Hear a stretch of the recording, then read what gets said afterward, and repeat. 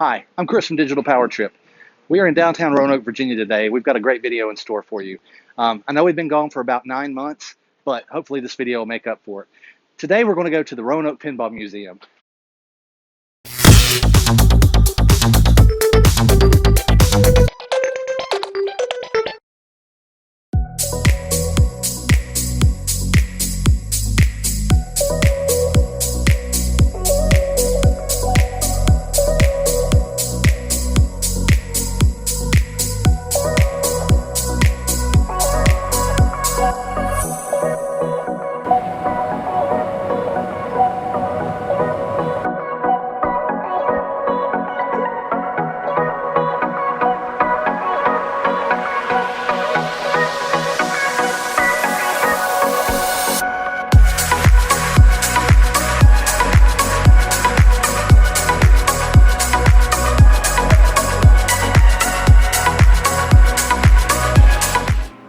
Today at the Roanoke Pinball Museum, we'll be interviewing Executive Director Nic Schell.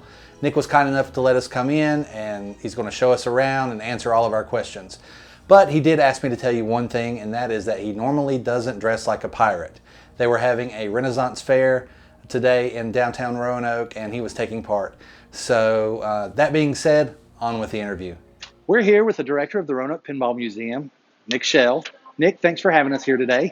All right, glad you guys are here. Yeah, it's awesome for us to be able to, number one, get outside of our little man cave and experience some real life entertainment. But number two, to come down and see all the wonderful stuff that you have in here. It's literally like I'm in a candy store. It's crazy.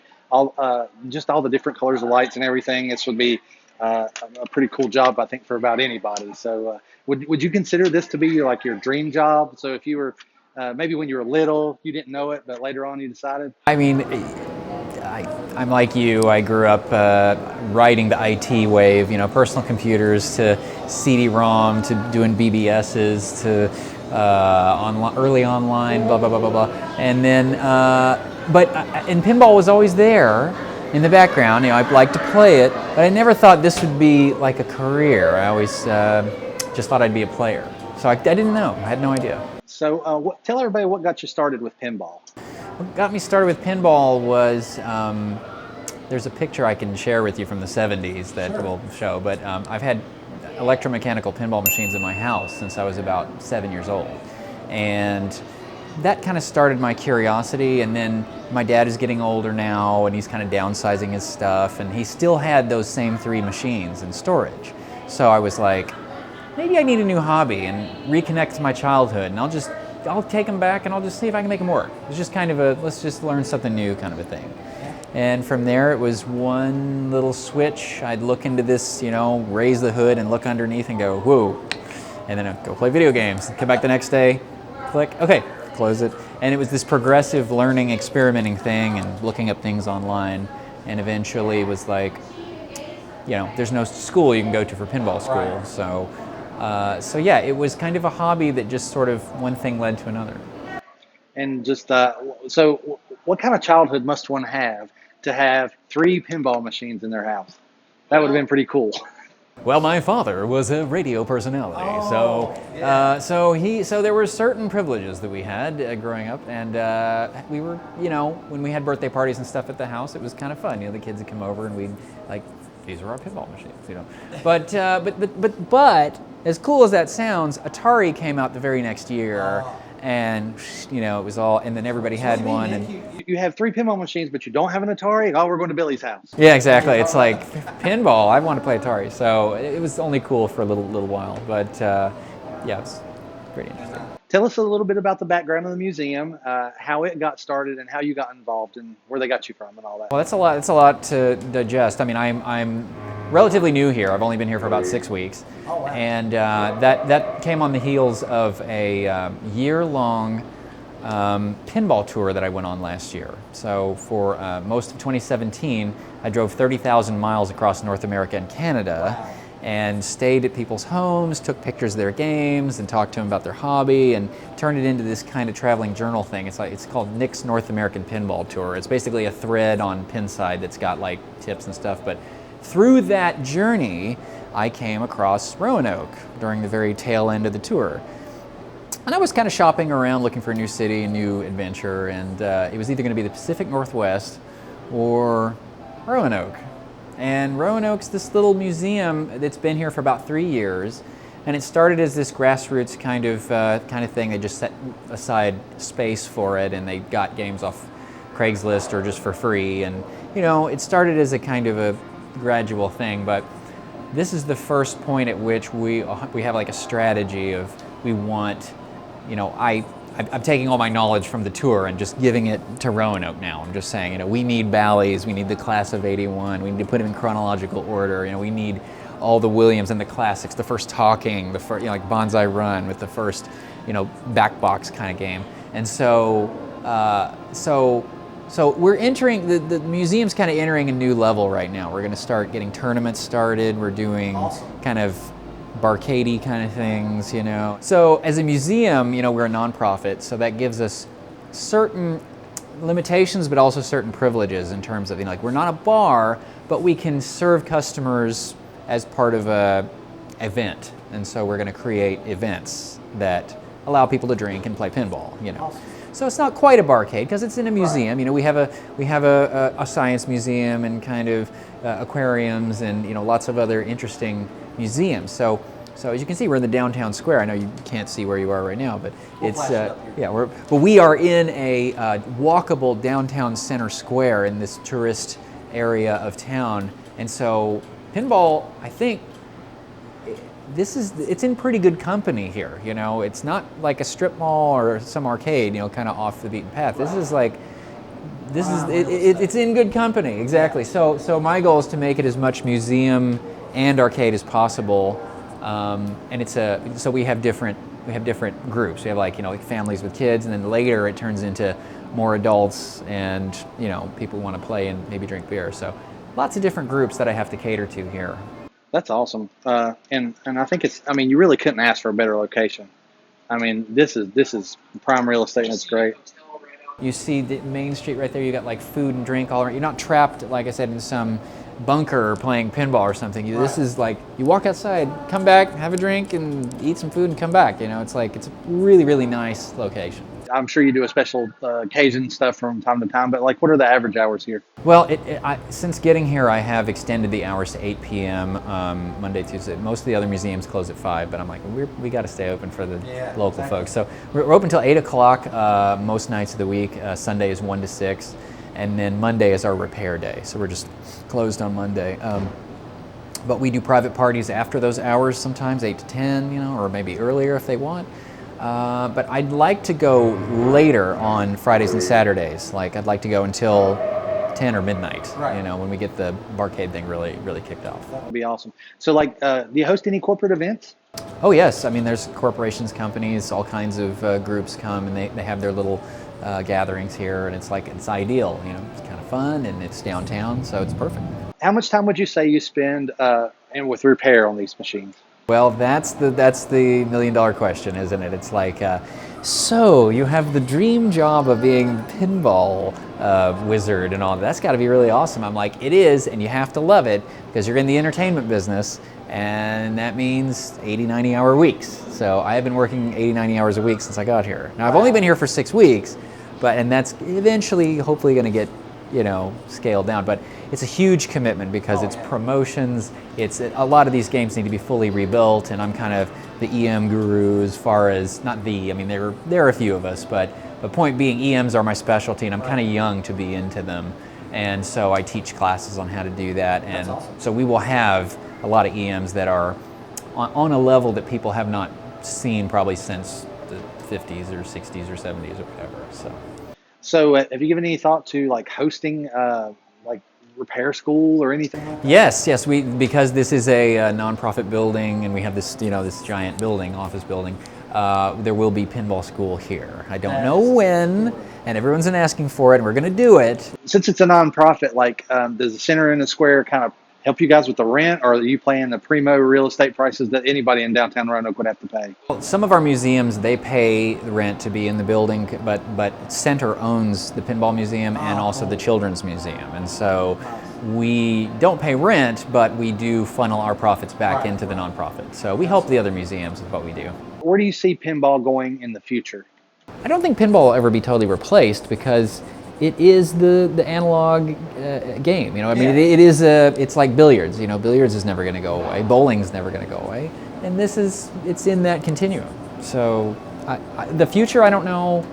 Maybe we will have an augmented reality pinball machine where you put on the glasses and you see things happening around the game, but it's still a physical ball flying around. I think that's probably the best of both worlds. Because a lot of our audience will be visual pinballers, but they have a great respect for the analog pinball and where it all came from. So it gives them an opportunity to play a multitude of tables without having to invest thousands and thousands of dollars. Well, I'll just say right now, forget the haters, because virtual pinball is going to preserve pinball in ways that we can't. You know, I mean, that's what's great about it. Is you guys are doing great things to preserve the hobby. I totally applaud you. I hope it gets more real. I hope the reaction times get faster. I hope the 3D gets better.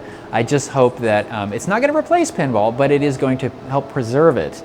And it's going to allow people to have all these games that physically, I live in a condo. I'm not going to have all this. It's really sad that Farsight is losing their Williams and Bally licenses, because I was hoping they would come out with a virtual cab, because I think their software is the most fleshed out and playable and kind of well done. Do you think you would ever potentially have a virtual pinball machine in the museum?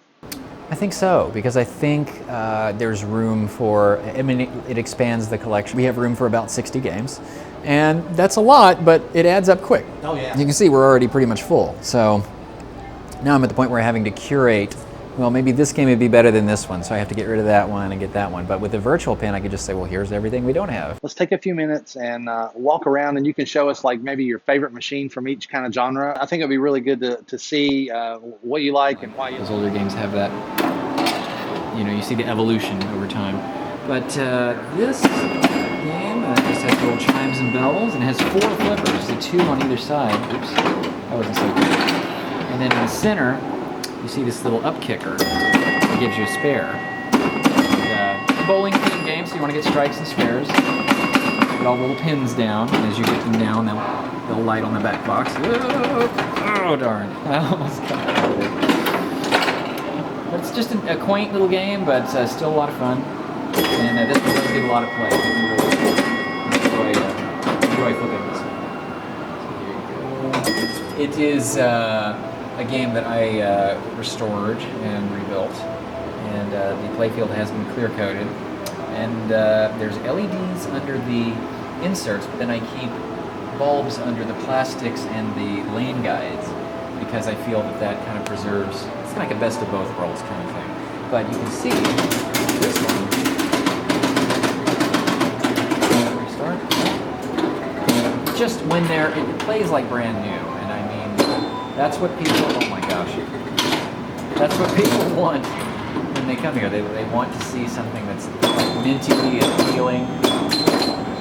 And so this is where we're going with all the games, is that we're going to ensure that they reach the highest quality possible. And both of these have this interesting feature where the ball will, if you can get it in here, it'll kick, kick, kick, and then kick out.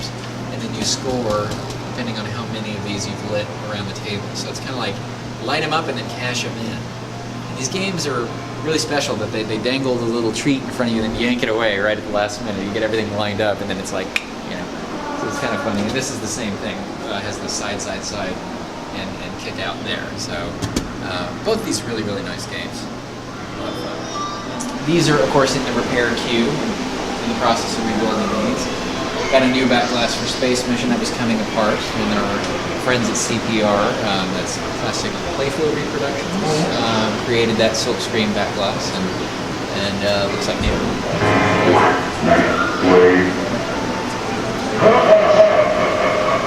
And then this is one of my machines as well, my personal ones, Surfside, 1967, and this has bulbs in it. I haven't done any of the blended LED approach yet, but looks pretty good as is. This was created at the Dallas Makerspace by our fellow pinball guys at the Vector Committee. This card was actually cut out on a laser cutter. This is not the original card, but we backlit it It still says game over. It does the ball count and everything, like right here. You can see it. See? We picked a font that's kind of seaside, and we kind of rewrote the instructions to look a little more interesting. So these are the little tweaks. You know, no, it's not original, but it's original plus. And then here, we've organized all the games. On this wall, we've organized them. These are the Williams games from oldest to newest. And then down there, we have the Bally games from oldest to newest. And then in the middle, we have our modern machines that are kind of the D&D era and LED. And then we have our Gottliebs and video games on the other end. So kind of try and keep them all together in chronological. So this is our current crown jewel as far as our latest acquisitions. The Bonsai Run by Williams, 1988. And this particular one was acquired from a very particular collector who liked things to be just perfect. So he has gone to the trouble of clear coating and perfecting this playfield, which is, I believe, the only game that has a full playfield in the back glass area, as well as the playfield itself. It's got Invisiglass on it, which means it doesn't reflect light. You can kind of see right through it. And it's just a super high quality game. It's probably the nicest Bonsai Run everywhere. Even the decals on the cabinet are perfect. So, you know, a game like this is what you'd probably find in a private collection, just sitting in someone's basement, draped. You know, you get to play it once and then you're you know, re-drape it and you're gone, you know. But I want people to be able to experience this and play it. So Bonsai Run was an important game for the museum because it's Pat Lawler's first game, and Pat Lawler created games that we like that are like the Addams Family and Fun House, Whirlwind, really popular games, but this was his first. And talk about hitting a home run right out of the gate. It is a fantastic game. So yeah, so come out and play this one. This people who know what this is, they're stuck on it. But we just acquired that, and then of course next to it, the Wizard of Oz. This is Jersey Jack, and full LED light control and an LED screen. So this is Jersey Jack makes. If Stern makes Camaros and Mustangs, you know, Jersey Jack is making Porsches, you know, and that's good and bad because, you know, it costs more money and takes more time to make them, but, you know, they are quite glorious. So there's room for both. I'm glad. You know, the more pinball makers we have, the better. So you have to have Addams Family if you're a museum because this is the most produced game. It produced over 20,000 of these, and it's still a great game. It really is a lot of fun. The call-outs are great. The little hand that comes out and grabs the ball, and I mean, it's just a brilliant game. And again, it's one of Pat Lawler's designs, and the guy just can't. He's just a machine. He's just a design machine. Holy cow! What a great time we had today at the Roanoke Pinball Museum. Nic Schell was awesome. He answered all of our questions, showed us behind the scenes, gave us a look at a lot of great machines. It was an incredible time. And I guarantee you that if you have the opportunity to go to Roanoke and check out the Pinball Museum, you won't be disappointed. So what's left? What's going on now with the Digital Power Trip channel? Well, think of this as season 2. We're starting off with a series on pinball. We had today's video, and then we've got 2 more in the series coming up dealing with virtual pinball. You heard us talk about that a little bit during the interview. So I hope you'll enjoy those. We've got one pretty big surprise coming for you guys. And don't forget to smash that subscribe button so you can stay informed with Digital Power Trip. Thanks for watching.